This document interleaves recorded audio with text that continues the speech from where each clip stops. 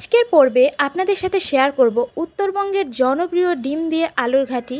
এই আলুর ঘাঁটি সাধারণত মাছ, মাংস, ডিম দিয়ে রান্না করা হয়। এটার স্বাদ একমাত্র উত্তরবঙ্গের মানুষরাই বুঝবে। আমি যেহেতু পিওর একজন উত্তরবঙ্গের মেয়ে, তাই এই রান্নার অথেন্টিক রেসিপির সাথে আমি পরিচিত। তাই ভাবলাম আপনাদের সাথে রেসিপিটা কেন না একটু শেয়ার করি। হে এভরিওয়ান, আসসালামু আলাইকুম, welcome back to my new another cooking video. আমি আজকে আপনাদের সাথে শেয়ার করব উত্তরবঙ্গের জনপ্রিয় ডিম দিয়ে আলুর ঘাঁটি। এটা রান্না করার জন্য মেন দুইটা উপকরণ, সেটা হচ্ছে ডিম আর আলু। আর যা মশলা লাগবে সেগুলো ঘরেই থাকে, খুব ইজিলি আপনারা এটা রান্না করে নিতে পারবেন। প্রথমত ডিম আর আলুটা আমি বয়েল করতে দিয়ে দিয়েছি। আর ডিম কিছুদিন যাবৎ একদমই খোসা ছাড়ানো যাচ্ছিল না, তাই ভাবলাম যে একটু লবণ আর ভিনেগার ব্যবহার করি সেদ্ধর সাথে, তাহলে হয়তো ভালো হবে। তারপরও ডিমগুলা দেখেন কেমন হয়ে গেছে। যাই হোক, আমি এইটা বয়েল করে নিয়েছি। এখন সঙ্গে সঙ্গে এই গরম থাকা অবস্থায় এটা আমি ম্যাশ করে নিব।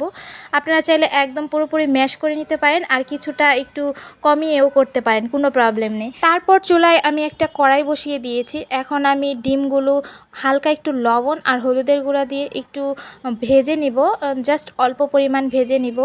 তো এখানে দেখতে পাচ্ছেন যে আমি ডিমগুলা ভেজে নিয়েছি এরকম একদম হালকাভাবে।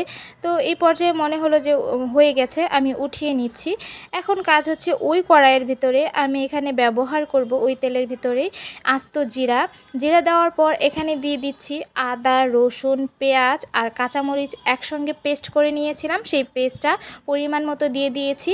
দিয়ে দেওয়ার পর এখানে আস্ত কিছু গরম মশলা ব্যবহার করছি, তেজপাতা, এলাচ, দারুচিনি, লবঙ্গ, এগুলো দিয়ে দেওয়ার পর একটু ভেজে নিয়েছি মশলাটা।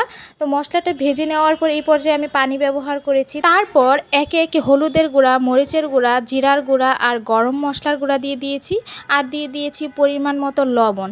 এখন এই মশলাগুলো খুব সুন্দর করে কষিয়ে নিতে হবে, আর এই মশলাটা খুব ভালোভাবে সময় নিয়ে ধৈর্য সহকারে কষাতে হবে। আর দেখেন যে এই পর্যায়ে মশলার উপরে তেল ভেসে উঠেছে। এখন আমার মশলাটা একদম রেডি। তো এই পর্যায়ে করবেন কি, আপনি যে ম্যাশ করে রেখেছিলেন আলুগুলা, ওই আলুগুলা এই মশলার ভিতরে দিয়ে দিবেন। সবগুলো সম্পূর্ণ দিয়ে দেওয়ার পর এখন এই মশলার সঙ্গে খুব ভালোভাবে কিছুক্ষণ কষিয়ে নেবেন। একটু নিচে লেগে লেগে যাবে, তারপরও জালের পরিমাণটা একটু কমিয়ে দিয়ে এই মশলার সঙ্গে আলুটা খুব সুন্দরভাবে মিক্সড করে নিতে হবে। তো দেখতে পাচ্ছেন যে আমি কিভাবে এটা করছি। কিছুক্ষণ পর পর একটু নেড়েচেড়ে দিচ্ছি।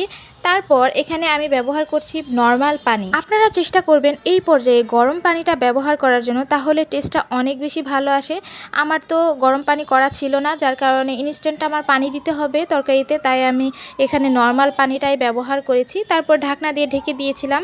তো কিছুক্ষণ পর এই পর্যায়ে যখন মনে হবে যে এরকম হয়ে গেছে, তখন করবেন কি, যে ডিমগুলো ভেজে রেখেছিলেন সেই ডিমগুলো দিয়ে দিবেন।